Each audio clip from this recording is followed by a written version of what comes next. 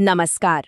आज हम बात करने वाले हैं कोलकाता के उस मशहूर दक्षिणेश्वर काली मंदिर की, जो महज एक इमारत से कहीं बढ़कर है। आज के इस विश्लेषण में हम उन ऐतिहासिक और तांत्रिक दावों की गहराइयों में उतरेंगे जो इसे एक रहस्यमयी शक्तिपीठ बनाते हैं। तो चलिए, बिना वक्त गवाए सीधे इन स्रोतों पर नजर डालते हैं। इस पूरी कहानी की शुरुआत एक बेहद चौंकाने वाली घटना से होती है। मंदिर के पास एक स्थानीय भक्त थीं। लोग उन्हें बस फूल वाली दादी कहते थे। एक दिन वो अचानक गायब हो गईं। अगली सुबह गर्भगृह के दरवाजे पर सिर्फ एक चिट्ठी मिली। उसमें लिखा था, माँ ने कहा अब तुझे मेरे साथ रहना है, तो मैं चली माँ की गोदी में। उनका कभी कोई सुराग नहीं मिला, बस वहां गंगा की मिट्टी में एक खिला हुआ कमल मिला। ये इकलौती घटना ही इस जगह से जुड़ी उन अलौकिक मान्यताओं को सामने ला देती है जिन पर आज हम चर्चा कर रहे हैं। अब अगर इतिहास की परतों को थोड़ा कुरे दें तो 1847 में रानी रासामणि को एक सपना आया था और यहीं से इस पूरी यात्रा की नींव पड़ी। लेकिन दिलचस्प बात यह है कि मंदिर के लिए जो जमीन खरीदी गई, स्थानीय लोग उसे प्रेतबाधित या हॉन्टेड मानते थे। निर्माण के दौरान वहां बड़ी अजीबोगरीब चीजें हुईं, जैसे रात में अचानक निर्माण सामग्री का गायब हो जाना और बिना वजह काम में देरी होना। लेकिन फिर अंतिम चरण में वहां रामकृष्ण परमहंस पहुंचे और कहा जाता है कि उनके आते ही उस जगह की शुद्धि हो गई और ये मंदिर एक किंवदंती बन गया। रामकृष्ण परमहंस का इस मंदिर से कितना गहरा जुड़ाव था, इसे हम स्वामी विवेकानंद के एक मशहूर किस्से से समझ सकते हैं। जब युवा विवेकानंद अपने परिवार की घोर आर्थिक तंगी दूर करने परमहंस जी के पास गए तो उन्होंने साफ कह दिया, जाओ माँ से खुद मांग लो। लेकिन हैरानी की बात देखिए, विवेकानंद 3 बार मूर्ति के सामने गए और हर बार उन्होंने सिर्फ ज्ञान और भक्ति ही मांगी। सांसारिक धन वो मांग ही नहीं पाए। ये घटना मंदिर के उस गहरे मनोवैज्ञानिक प्रभाव को दिखाती है, जहां इंसान अपनी सबसे बुनियादी जरूरतें तक भूल जाता है। तो अब आते हैं पहले भाग पर, the inner sanctum, echoes and shadows, यानी गर्भगृह की गूंज और परछाइयां। अगर हम इन स्रोतों में दिए गए अलग अलग दृष्टिकोणों को देखें तो आमतौर पर लोग यही मानते हैं कि भगवान शिव माँ काली के पैरों के नीचे शांत लेटे हुए हैं। लेकिन इसके बिल्कुल उलट एक बहुत ही तीव्र तांत्रिक दावा यह है कि शिव वास्तव में मृत या शांत नहीं है, बल्कि वो एक गहरी समाधि में है और माँ काली उन्हें जगाने के लिए हर रात तांडव करती हैं। ये तुलना हमें दिखाती है कि कैसे एक ही मूर्ति के इतने गहरे और इतने अलग अर्थ निकाले जा सकते हैं। और इसी गर्भगृह से जुड़ी है पुजारी वृंदानंद की कहानी। ये करीब 100 साल पुरानी बात है। वो रात के 3 बजे ध्यान में बैठे थे और फिर वो बिना कोई सुराग छोड़े हमेशा के लिए गायब हो गए। कहते हैं कि गर्भगृह से बस एक आवाज आई थी, माँ ने मुझे बुला लिया है। जब बाद में दरवाजा खोला गया तो वहां सिर्फ उनकी जटाएं मिली, शरीर का नामो निशान नहीं था। ये रहस्यमयी कहानी आज भी लोगों के जहन में इस कदर बसी है कि कई लोग मानते हैं उनकी आत्मा आज भी वहीं है। और इस किंवदंती का असर आज भी साफ देखा जा सकता है, खासकर इस 3 के अंक में। आज भी जब कुछ खास तारीखों पर मंदिर के अंदर की तीसरी घंटी बजती है तो कई पुजारी श्रद्धा से अपना सिर झुका लेते हैं। ये माना जाता है कि वो तीसरी घंटी असल में पुजारी वृंदानंद की आत्मा का सम्मान करने के लिए है, जिसकी गूंज उस गर्भगृह में आज भी महसूस की जाती है।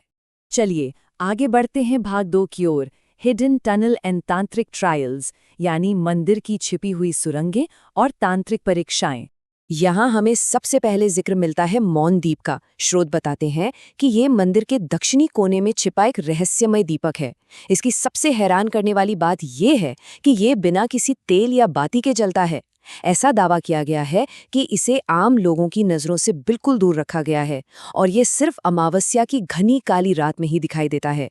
इतना ही नहीं, मान्यता तो ये भी है कि जब भी कोई महान आत्मा शरीर त्यागती है तो ये दीप अपने आप बुझ जाता है। अब जरा गंगा नदी के इन 2 अलग अलग स्वरूपों को समझते हैं। हम सब इसे हर दिन की शुद्धि के लिए एक पवित्र नदी के रूप में जानते हैं, ठीक है, लेकिन जो स्थानीय रहस्यमयी परंपराएं हैं वो इससे काल सिंधु यानी समय की नदी कहती हैं। तांत्रिक दावों के अनुसार इस खास जगह पर बहने वाले पानी में इतनी अद्भुत ब्रह्मांडीय शक्ति है कि यहाँ नहाने से इंसान के कर्मों के सारे बंधन पूरी तरह से कट जाते हैं। यानी उनके लिए ये सिर्फ एक नदी नहीं बल्कि एक बहुत बड़ा आध्यात्मिक माध्यम है। इसके बाद जिक्र आता है इस 108 के अंक का। ये एक बहुत ही खास और सच कहूं तो थोड़ा चौंकाने वाला दावा है। स्रोत बताते हैं कि अगर कोई बिना पलक झपकाए लगातार 108 सेकंड तक माँ काली की मूर्ति की आंखों में देखे तो उसे अपने पिछले जन्म और भविष्य के संकेत दिखने लगते हैं। ये एक तरह से कर्म के दर्पण की तरह काम करता है। हालांकि इसके साथ पागलपन या गहरे भ्रम में पड़ जाने का खतरा भी साफ साफ बताया गया है। अब इस 108 सेकंड वाले दावे को वैज्ञानिक नजरिए से समझने की एक कोशिश भी हुई थी, जिसे नकुल दास के दावे के रूप में जाना जाता है। ये दरअसल एक अप्रकाशित रिसर्च है। इसमें ये थ्योरी दी गई थी कि मूर्ति की आंखों में कुछ बेहद छोटे चुंबकीय क्रिस्टल हो सकते हैं, जो सीधे इंसान की ब्रेन वेव्स यानी मस्तिष्क तरंगों को बदल देते हैं। पर सबसे दिलचस्प बात जानते हैं क्या है? इस थ्योरी पर काम करने वाले रिसर्चर ने बीच में ही विज्ञान छोड़ दिया और खुद एक सन्यासी बन गए। तो इस दावे को हम सिर्फ एक अनसुलझे रहस्य के रूप में ही देख सकते हैं।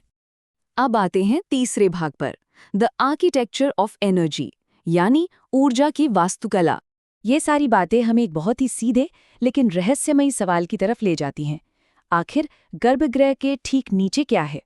क्योंकि दावों की माने तो असली रहस्य सिर्फ इन दीवारों और मूर्तियों में नहीं है, बल्कि इस पूरी इमारत की नींव के अंदर छिपा हुआ है।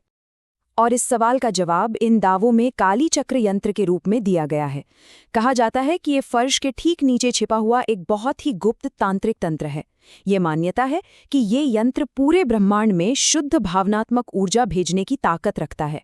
किंवदंतियों में तो यहाँ तक कहा गया है कि 8 अघोरी साधुओं ने इस यंत्र के चारों तरफ बैठकर ध्यान किया था और उसी ने इस जगह को एक विशाल ऊर्जा जनरेटर बना दिया। इस ऊर्जा के ढांचे का एक और बहुत बड़ा हिस्सा है नाड़ी त्रिकोण, या जिसे एनर्जी लाइन भी कहा गया है। ऐसा दावा है कि मूर्ति के ठीक पीछे से एक अदृश्य ऊर्जा रेखा गुजरती है। और ये कोई छोटी मोटी बात नहीं है, बल्कि ये लाइन इस मंदिर को भारत के एक बहुत ही विशाल भौगोलिक और आध्यात्मिक त्रिकोण के साथ जोड़ती है। ये नाड़ी त्रिकोण जिन 3 प्रमुख शक्ति केंद्रों को जोड़ता है वो इस तरह है। ये शुरू होता है कामाख्या शक्तिपीठ से, फिर जुड़ता है काशी के महाश्मशान से, और इसका अंत होता है तारापीठ पे। इन दावों के हिसाब से देखें तो दक्षिणेश्वर मंदिर कोई अकेली खड़ी इमारत नहीं है, बल्कि इन प्रचंड ऊर्जा केंद्रों से जुड़ा हुआ एक बहुत बड़ा आध्यात्मिक रिसीवर है। और अब हम पहुंच गए हैं हमारे आखिरी भाग पर, द अल्टीमेट कॉल, यानी अंतिम बुलावा। इन स्रोतों में कुछ बहुत ही कठोर तांत्रिक प्रथाओं और उनके परिणामों का भी जिक्र है, जो वाकई हैरान करने वाले हैं। जैसे काल सिंधु में स्नान करने से कर्म के सारे बंधनों को काटने का दावा किया गया है। इसी तरह कहा गया है कि अगर कोई मंदिर की दीवारों की कंपन यानी वाइब्रेशन के साथ ध्यान लगाए तो उसके जीवन की सारी बाधाएं कट जाती हैं। और तो और 108 दिनों तक एक खास मंत्र के जाप से समय के धीमे होने का यानी टाइम डायलेशन का अनुभव होने की बात भी कही गई है। ये सारी चीजें इन मान्यताओं की गहरी जटिलता को दिखाती हैं। इस सब के अंत में मंदिर के सबसे निचले पत्थर के तहखाने से जुड़ी एक बात बहुत ही गूढ़ है। कहते हैं कि अगर कोई वहां जाके ये पूछे कि क्या कोई अभी भी वहां है, तो एक आवाज आती है, मैं हर प्राण में हूं, पर जिसने मुझे यहां जगाया वो मुझे कभी अलग नहीं कर सकता। ये बात सीधे तौर पर रामकृष्ण परमहंस की विरासत और इस मान्यता से जुड़ती है कि उन्होंने सच में उस मूर्ति के अंदर एक चेतना को जगा दिया था। तो इन सारे दस्तावेजों, तांत्रिक कहानियों और दावों को खंगालने के बाद एक बहुत बड़ा सवाल हमारे सामने खड़ा हो जाता है। क्या दक्षिणेश्वर सिर्फ पत्थरों से बना एक आम सा मंदिर है, या फिर सच में ये ब्रह्मांडीय ऊर्जाकार कोई जीवंत केंद्र है? आज के इस विश्लेषण में हमने हर एक दावे को बिल्कुल निष्पक्ष होकर समझने की कोशिश की है। लेकिन इसका अंतिम सच क्या है, ये पूरी तरह से लोगों के अपने अपने नजरिए और विश्वास पर निर्भर करता है। आज के लिए बस इतना ही, लेकिन सच कहूं तो ये सोचने के लिए एक बहुत बड़ा सवाल जरूर है।